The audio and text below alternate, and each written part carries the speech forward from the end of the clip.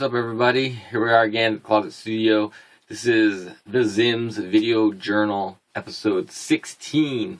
And it's Mother's Day today, so happy Mother's Day to anybody that's a mother that's watching this. And make sure you give your mother some love. So what I did for Mother's Day was I went to see Spider-Man 2, Amazing Spider-Man 2 with my mom. And while I was watching the movie, it reminded me of one of the reasons why I love music so much, is because it kind of, for me personally, you can tap into that feeling of being unique and special, like a superhero kind of thing when you access music. When you listen to it, soundtracks and movies do that to you all the time. It sets a mood for a certain idea, so you feel inspired or you feel whatever it may be, sad or whatever it may be. But I'm going for the more inspiring type of kind of feeling these days. And when I'm creating music and doing that thing, it makes me feel so unique and special. And in very specifically, I'm very into beat oriented music and bass music and things like that. So creating a really fat beat just is like a superpower in a way. It's such an amazing experience to be able to not only hear those kind of beats and those kind of things, but also to be able to create it. It's such a amazing thing. I feel like I just scratched the surface on that whole idea, but that's one of the reasons why music is so important to me, and why I love it so much. And also, I'm well underway. Since the last one, I've been working on the next batch of recordings that theZim and A-Rock are working on, and which are going to be Peace and Love Volume 3, and I'm well underway on 3 of them. And in the process of working on them, I realized a few things that I would like to share. As you know, I work in Ableton. I have it up in the back. Maybe you can see it back there. Yeah, it's back there. And I'm going to talk very novice oriented, I'm learning. So, and hopefully there's somebody out there that wants to learn a little bit of things too. I'm going to talk a little bit about mixing and a little bit about mastering. And with mixing, and what I've learned so far through Ableton. First, I'll just start with mixing. When I'm learning that while I'm mixing my songs on the recording, I think what I struggled with for a long time was trying to capture a live sound in the box, trying to capture you hear something live and you have this idea and you think full spectrum. I used to think full spectrum, you want to capture everything that's there. But when you move it into the recording, into the box, you actually have to take away parts of it. You EQ parts of it, like your guitar track. You might have to chop off all the low end so something else can come. The concept of carving out your parts with EQ is something that I'm just really starting to get a handle on. I think I mentioned before how I'm starting to understand EQ and how important it is when you're recording, when you're putting it all together in the box, because your song can get so cluttered so fast if you don't take away only but the essential pieces of the frequency that you need for that instrument. There's tons and tons of online posts about this topic. I mean, everybody has a different idea of how it should work. What's been working for me is just to seriously carve things out. Take the bass drum and just drop off all the highs. Take the guitar, drop off all the lows. Take my vocals. I found my own vocals when I'm singing and rapping and stuff. I drop the highs and lows, and I notch out. I'm not sure where the frequency is, but there's a frequency in there that I actually notch out. It's like, for some reason, I feel it's harsh, so I just take this frequency out of that EQ. So those are ideas to play with. Just when you record something and it sounds muddy, just start chopping away frequency and see if it brightens up the mix for you.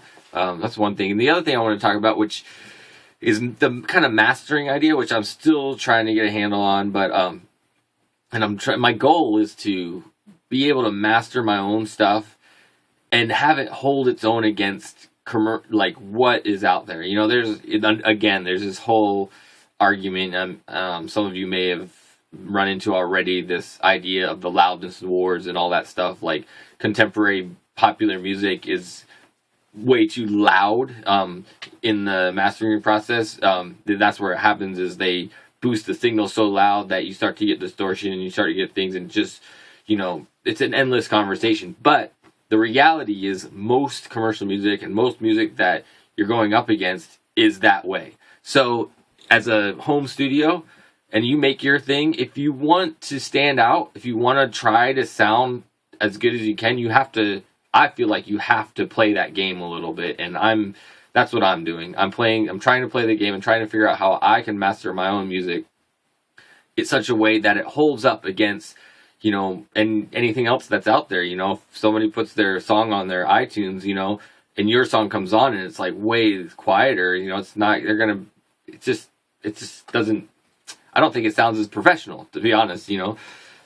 It's an argument about what professional means, but, you know, it could be recorded great. Everything could be perfect about it, except it wasn't pushed up loud enough to match the rest of that person's audio catalog, you know. So it's something to think about. But I just wanted to show you, well, first of all, little kind of weird, I don't know how to describe it. I used to use Adobe Audition for a long time. That was the first recording program I had.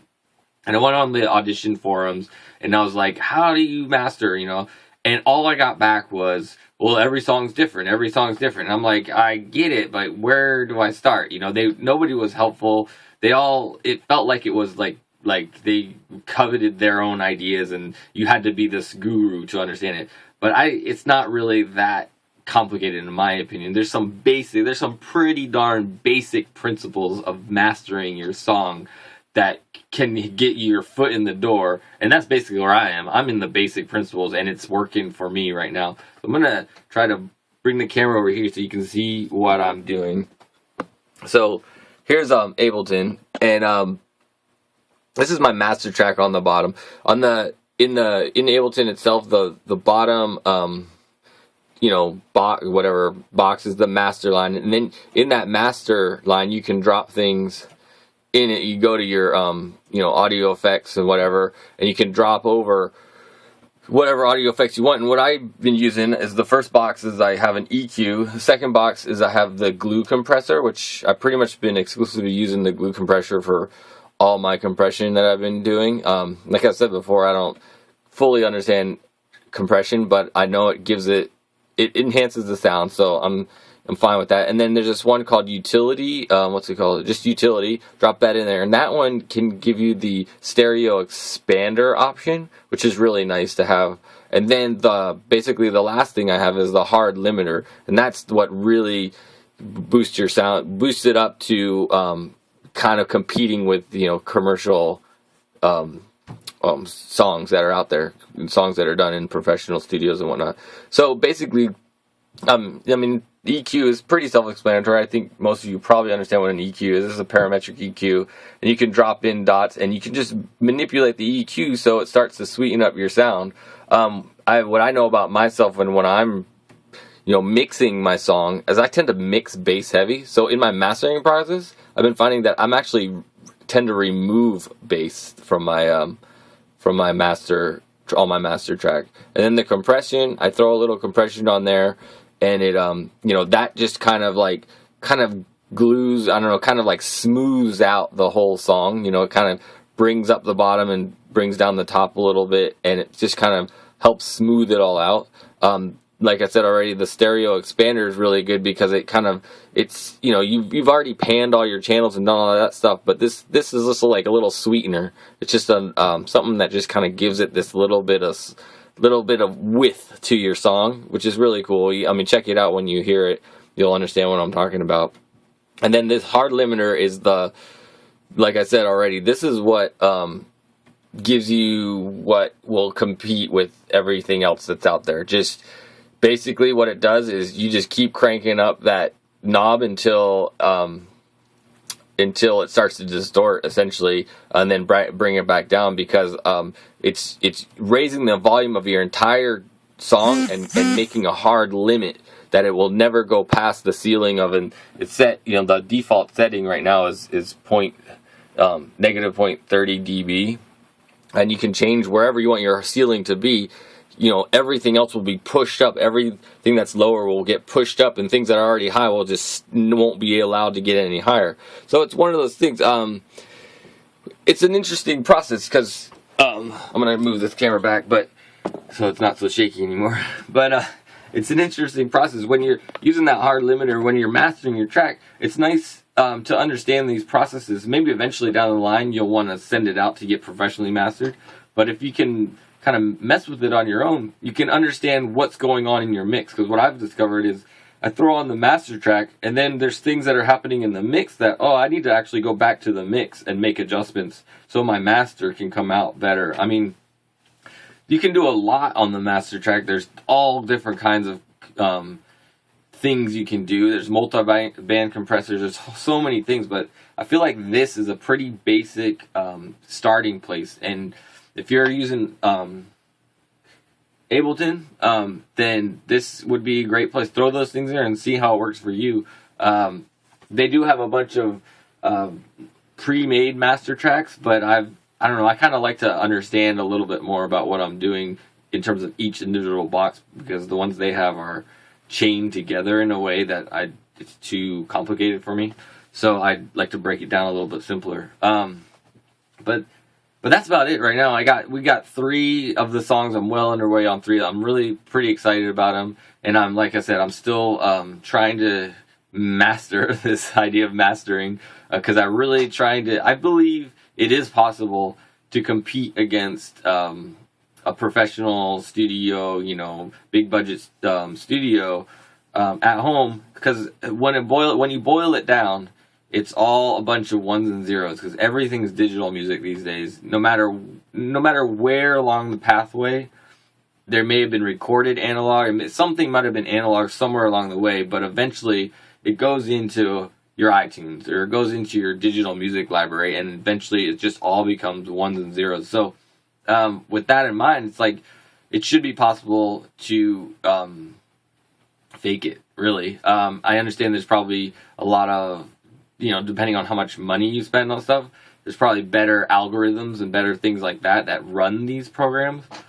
which I'm doing some research on. So if you know a good, like, secondary mastering program, let me know about it. I've started to do some research online, but I didn't get a long way yet. But let me know about that. So I guess that's about it today. I'm pretty stoked on these songs. They're sounding really good.